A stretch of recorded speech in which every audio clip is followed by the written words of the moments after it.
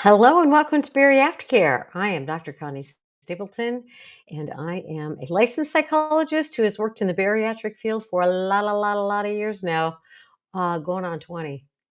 Time flies, and I do have fun in my job. So I wanted to welcome you tonight, whether you're listening to the podcast, whether you're watching the Berry Aftercare video. I would encourage you to sign up for the entire Berry Aftercare program so you get to hear the second half of this video series. Tonight we're talking about weight loss and boundaries, continuing our series on self-care. So the highlights of tonight, here's what we're going to be addressing. We're going to talk about what are healthy boundaries, what are their purposes. You've probably heard some of this. It's been in the self-help literature for years and years and years and years. What are boundaries and how are they important in this weight loss journey and the weight maintenance journey? What are some ways, here's a good question, that you disrespect and dishonor yourself and others through having poor boundaries in relation to your weight? And then how do you set boundaries around food?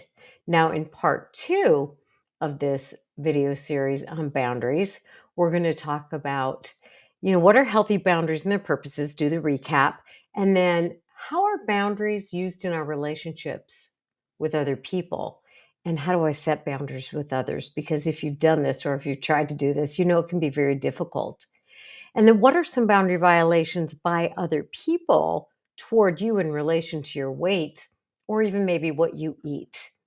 And what are some ways you disrespect yourself through having poor boundaries in relation to others?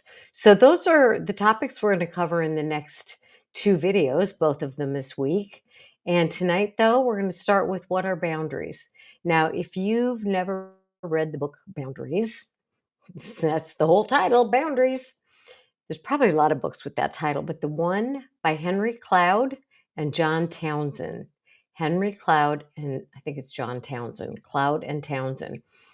On the cover of the book, there's a pencil, and the book is called Boundaries. And I had heard about this book for years and years and years and years, and I thought, why do I keep hearing so much about this book? Well, finally, I'm like, fine. I'll read the dang book. So I read the dang book, and I was shocked and amazed. It's probably my second favorite book ever in the self-help literature, followed by, no, in line next to Getting the Love You Want by Harville Hendrix.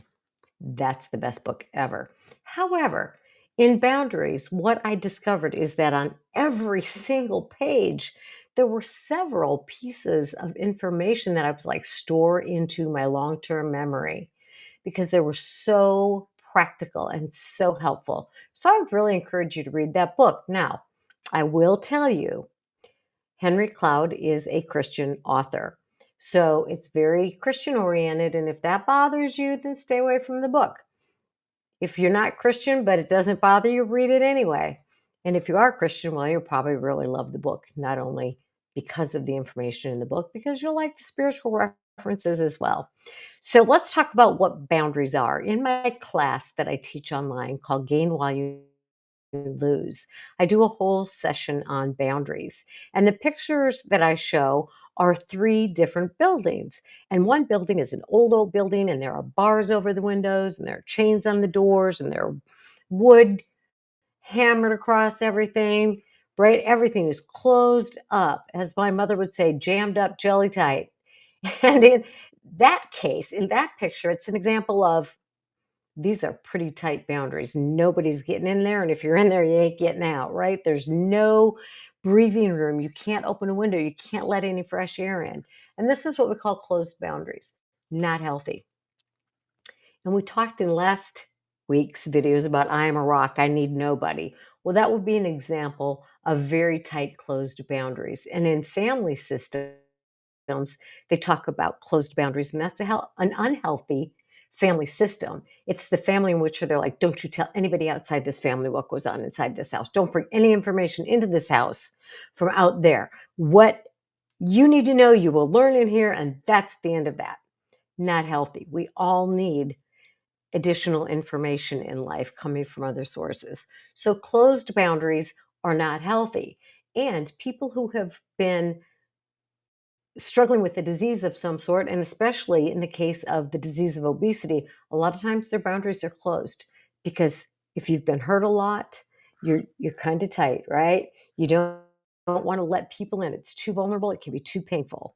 So you might want to learn that it's okay to open up a little, but not too much. So one of the other pictures I show in this boundaries class is like a thatched roof, four posts, no walls, no one. It's just completely open except for the roof and the little four posters in the corner.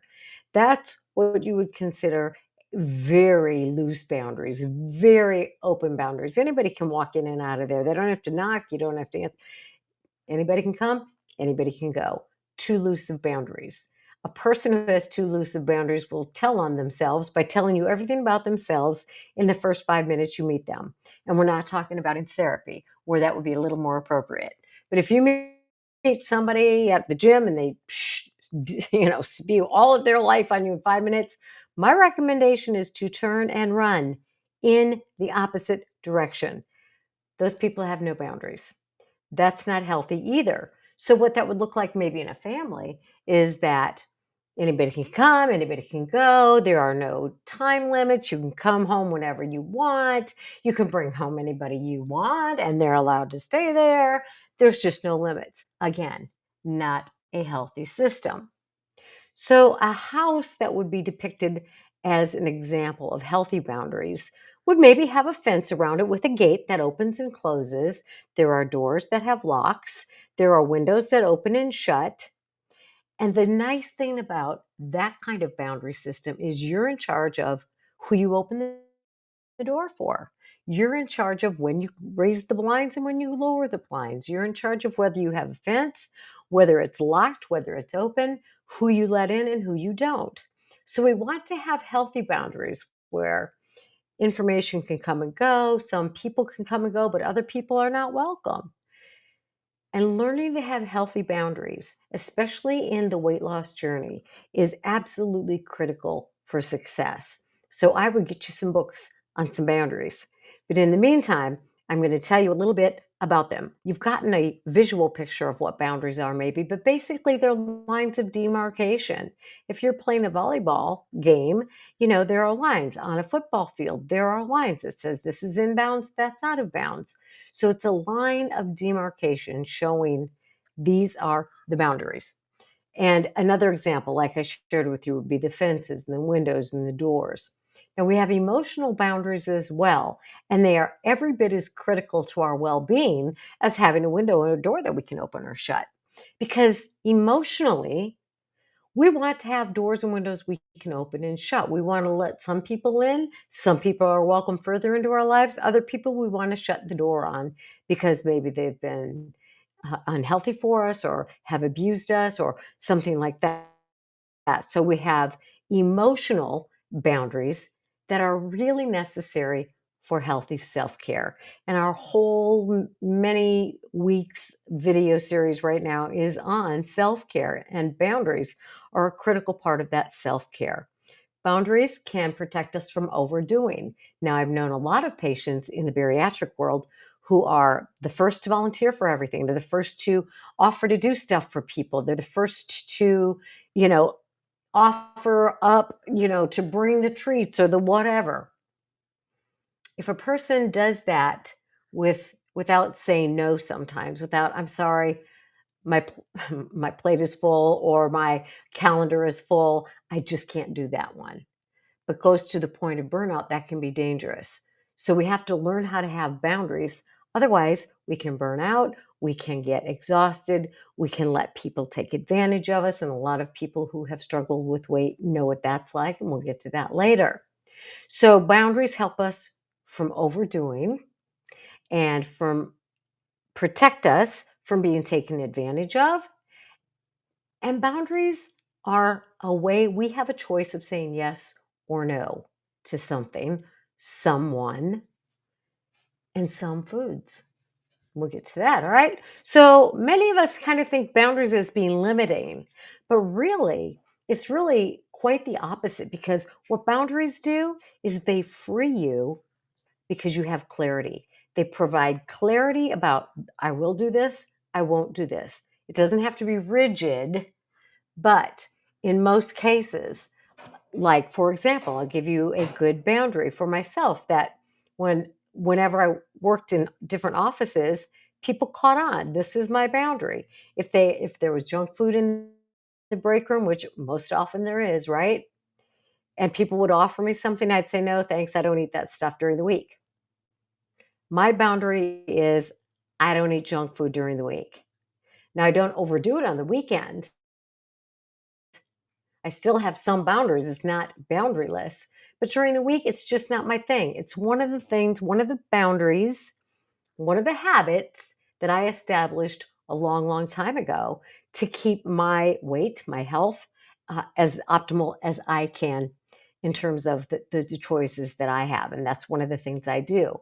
Another thing is if they'd all order out something for lunch, everybody learns in office settings very quickly that I don't order out for lunch. So they would quit asking me. They didn't judge me, at least not to my face. It's just this is what she does. These are my boundaries. So it's those kinds of things that you can establish for yourself. And those are two good ones in terms of boundaries with food. So boundaries aren't limiting, they're clarifying, they're protecting. Boundaries give you power because they're not rules. It's not like, it's not the food place, it's not the sheriff. It's things I say I want for my life because it's going to protect me. These are non-negotiable behaviors for the most part, right? We don't want absolute rigid boundaries where the door is locked shut forever from inside and outside. But we want them pretty firm and we need to stick to them because what boundaries do in terms of weight is keep you on track. And staying on track is critical in terms of weight loss and weight maintenance. So you want to stay on track. Boundaries give you structure. It's like I don't have to wonder where do I want to order out from because I don't order out, right? So it's clarifying. Boundaries say it provides structure by saying there's snacks in the break room. No, thanks. I don't do those during the week. No, like, oh, maybe, well, just, it could be.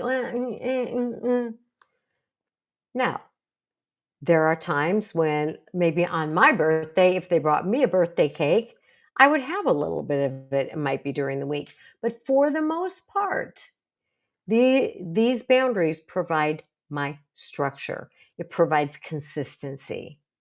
And we need consistency in our lives. We all need a routine. And when we determine our own boundaries, it's like we can, breathe a sigh of relief because we're the ones that established them, and we don't have to think about these things anymore. It's like, well, should I or shouldn't I?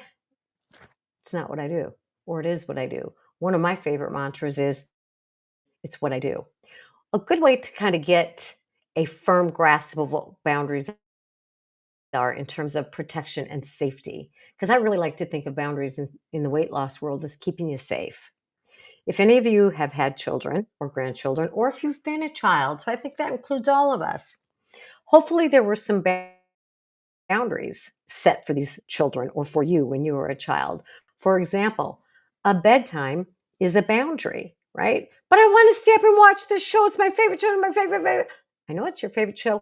I know you want to watch it, but it's bedtime. I put you to bed at this time because you have to get up for school tomorrow. It's for your own safety, protection, health, blah, blah, blah. Kids don't want to hear it, but a healthy parent will have these boundaries. A healthy parent will have boundaries with screen time.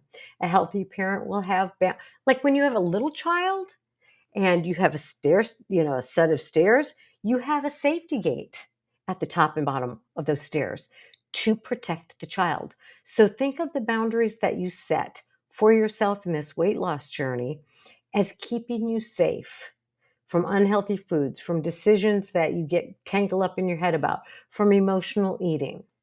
All right, so how are boundaries important in the weight loss journey? Well, we talked about some of that, but let's go a little bit into more depth on that. Now, a lot of people that I work with and talk to are emotional eaters.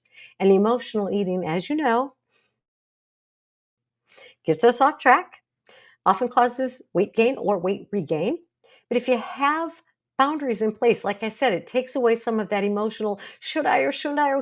Oh gosh, I'd really like to, but I don't know, maybe well, just today. Mm-mm. If you have boundaries around your behavior regarding your weight journey, then you don't have to get tangled up in a lot of that emotional eating kind of thing.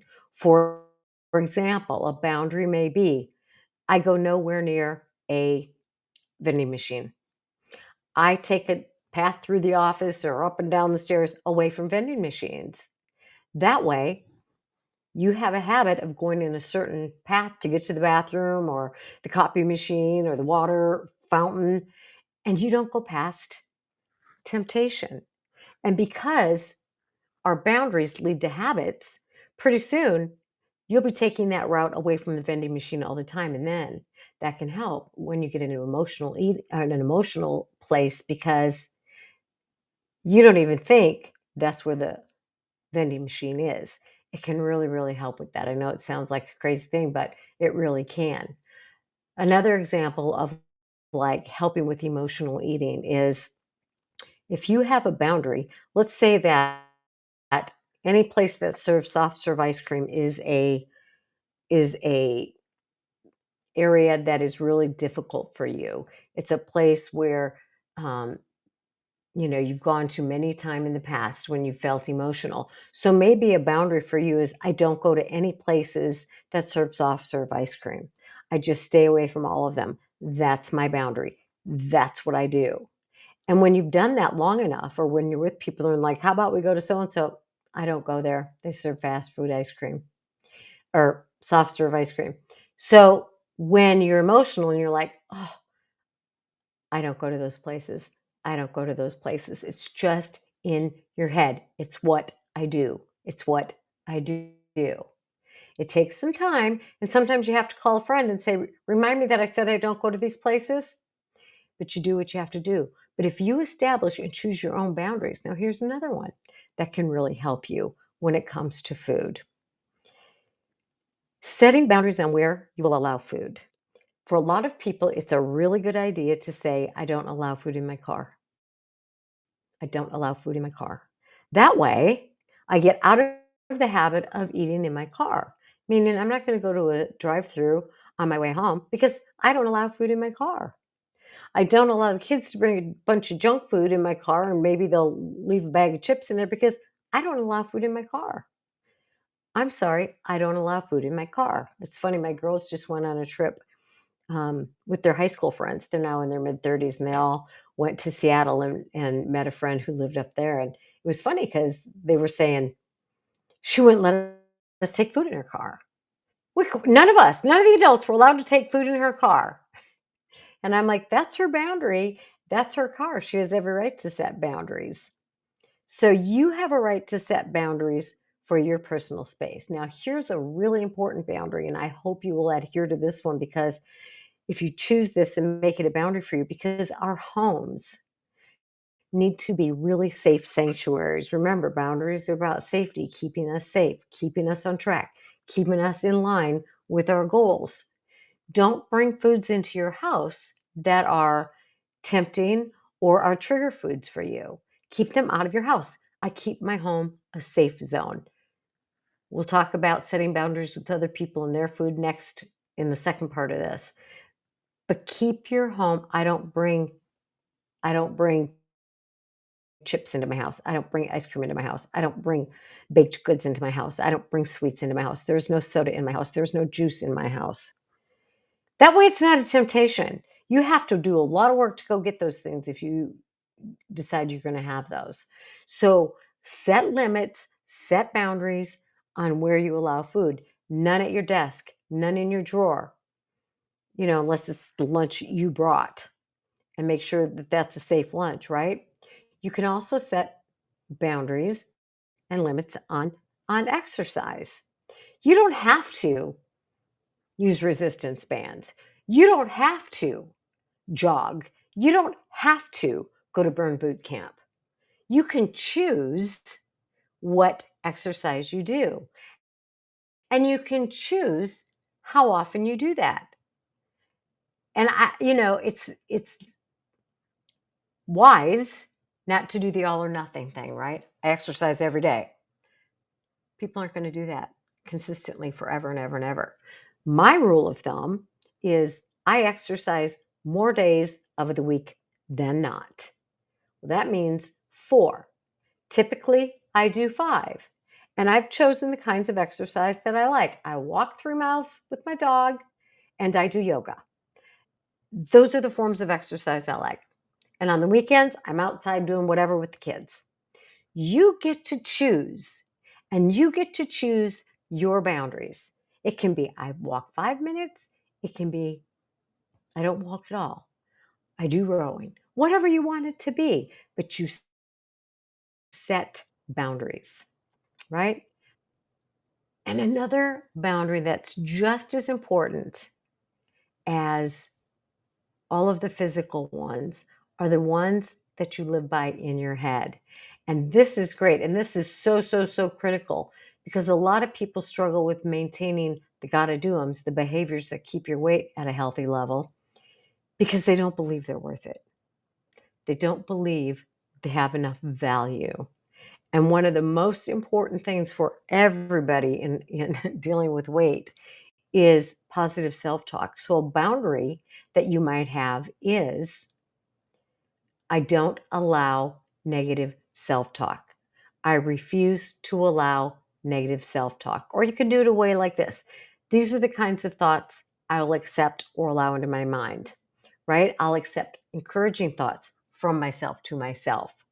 I'll accept um, um, positive thoughts.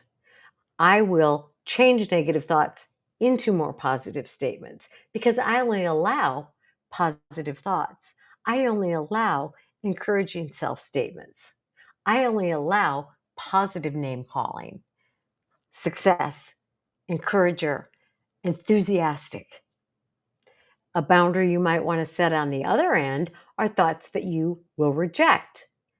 Self sabotaging, I'm a loser. Why bother? I might as well quit. Or discouraging, right? Self pitying. Oh, they get to eat everything they want.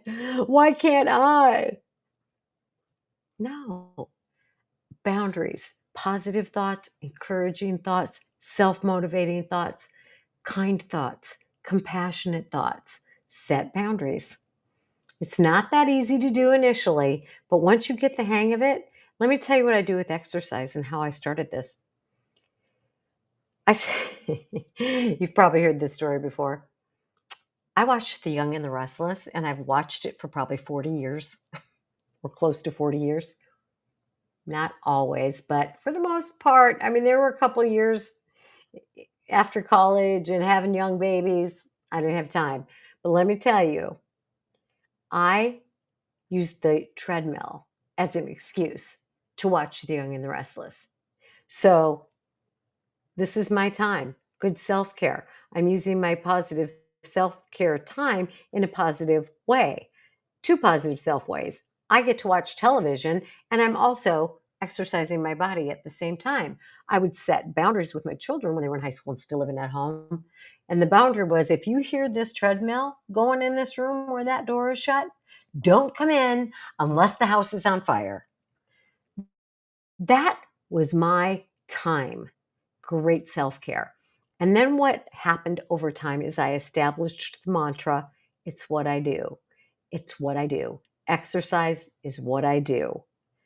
So that when I started having those debates, like, oh, I've got so much homework. I was still in school. I have projects. I'm so tired. I don't allow the debate. It's what I do. It's what I do.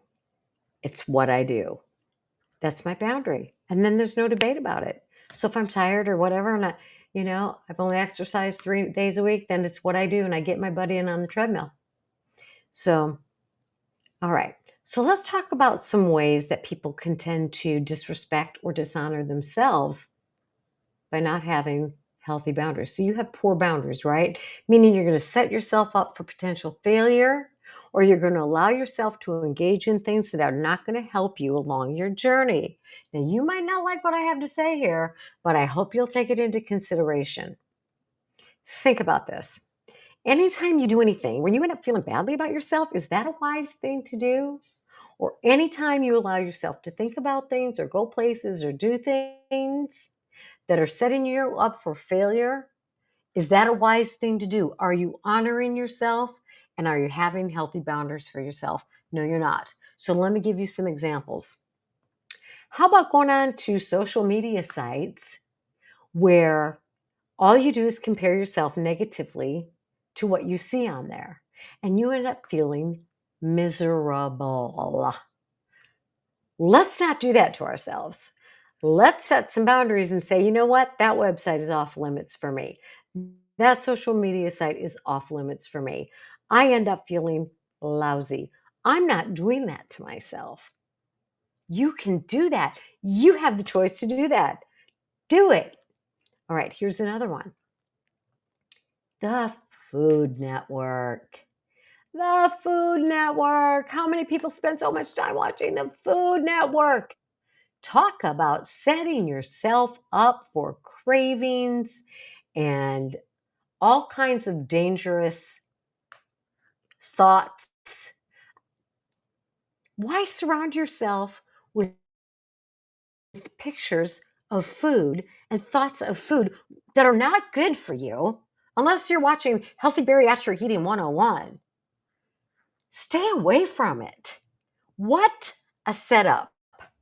You know, I'm a recovering addict. Not a good idea for me to go sit in a bar, right? I can't even tell you the last time I was in a bar. Yeah, I've been in a restaurant where they serve bar alcohol, and honestly, it's not even it doesn't even tempt me. Now, that doesn't mean if I were highly emotional or highly angry or highly upset or that I might be in the wrong place at the wrong time, right? So, I'm not gonna hang out at a bar. They say, "How long do you have to hang out at the barbershop before you get your hair cut?" What are you doing on the Food Network? It's not a safe place for you, most likely. Same thing with recipes. Yes, you have to look up recipes. You have to find healthy recipes. You have absolutely, but not for 3 or 4 hours a day. Don't put yourself in situations that are going to trigger you or lead you astray. Have some boundaries for yourself, right? Maybe a buffet is a very dangerous place for you. So, a boundary might be I don't eat at buffets. Maybe a boundary is I don't go to fast food. You know, whatever it might be. Maybe a boundary is I don't do DoorDash or whatever those things are. I've never done any of those. I don't want cold food to begin with. Um, all right. Next, what if it's Thanksgiving, right? All about food. And you go to the wherever the Thanksgiving festivities are being held. If you hang out in the kitchen or the counter where all the food is, you're setting yourself up. Set a boundary to be out of that area. Play with the kids, go outside, take a walk. Set yourself up for success by having boundaries. I don't hang around the food plate. I don't hang around the food table. I enjoy the company. All right. All right. Another thing, here's how you can violate other people, right? And have disrespectful boundaries towards others. Um, Maybe you talk to other people about their weight, or maybe you're trying to encourage people to do what you're doing because it's so great and wonderful, and they don't want to hear it. So don't step over other people's boundaries. You could ask, would you like to hear about this diet plan I've been on, or would you like to hear about my weight loss journey? Don't just dump it on them. All right. And another unhealthy way you could disrespect your own self or not have boundaries for yourself is if you're losing weight for somebody else or they because somebody else wants you to, or you're changing how you eat, or you're changing how you look, or you're changing your diet or your clothing or your whatever it is for somebody else, and it's not what you want, that's being disrespectful to yourself. So we have to learn to set boundaries. Now, we're going to talk more about this next week, but real quickly, um, the way to set boundaries is One of the best place to start is areas where you know you tend to self-sabotage, which is why I said, if you, were a drive-through person, maybe set boundaries, "I don't do drive-throughs." If you are um, I don't know, I can't think right now. Um, if you have triggers, maybe it's bringing unhealthy foods into your house, things that'll cause you to self-sabotage. You might wanna start by setting boundaries there. That's why I say the home is the most important place. So if your trigger is X, Y, or Z, then you say, "My boundaries are X, Y, or Z are not allowed in my house," right? Start with areas that give you the most trouble, and it'll set you up for success down the road. Now, as a bariatric patient, you're pretty fortunate because you can take the guidelines that the dietitian and the surgeon have set up for you, and it's, tailor it a little bit, but they've given you some pretty darn good boundaries. Eat every 3 to 4 hours, or maybe they say eat breakfast, lunch, and dinner and a snack in between, or maybe they just say eat your 3 meals. They've given you pretty clear boundaries. Most of them are going to tell you eat protein first. Pretty clear boundary. So if you say to yourself, this is what I do. This is what I do. These are my boundaries. These are my guidelines. And then you live by those, you know, it just becomes habit. So having good boundaries does lead to good habits. And once you've established those good habits, you don't have to think about every decision. That is why we encourage people who are having surgery to get started with how the bariatric team tells them how to eat and live long term before they even have their surgery. And if people aren't doing that those first couple of years, it's gonna be even more difficult 2, 3, 4, 5 years later. So get in sync with those boundaries that you're given by your bariatric center. The gotta do's is another way. You don't have to do all of the gotta do's, but pick and choose from a list of gotta do's, which you can get at my website, ConnieStapletonPhD.com, and just print them out and say, these would be good guidelines for me. That one, not so much, but this one I choose for myself. So, as a bariatric patient, good boundaries would be eating protein first, eating, at the times they tell you. Um, I eat a minimum of 4 times a day or 5 or whatever it is. Um, I eat breakfast every day. If you're a meal skipper, right? And breakfast was the meal you skipped. I eat breakfast every day. Breakfast can be a protein shake. Breakfast can be tuna, protein. So set your boundaries as far as moving your body. I move every day. Doesn't mean you have to do a marathon every day. I move every day. One of the boundaries I have for myself now is I get up every hour after each session. I get up, take the dog out, go to the bathroom, get some water, whatever. I have started to set a boundary for myself since I like to do my walk and yoga most days. I've been getting up an hour earlier. I walk in the morning. I walk in the morning. I walk in the morning. It's what I do. Maybe put your workout clothes out the night ahead of time. Guidelines, boundaries, right? With sleep. I go to sleep by such and such time every night. I have a, electronic shut off time at 10 o'clock or 8 o'clock or whatever it is. My bedroom is an electronic free zone. Set some boundaries for yourself to set yourself up for success in all areas of your life. All right, let's do some take home messages. I could talk about this topic on boundaries for days, but go ahead and read the book Boundaries. Really good. All right, some take home messages. Boundaries keep you on track. Very, very, very important when it comes to weight issues.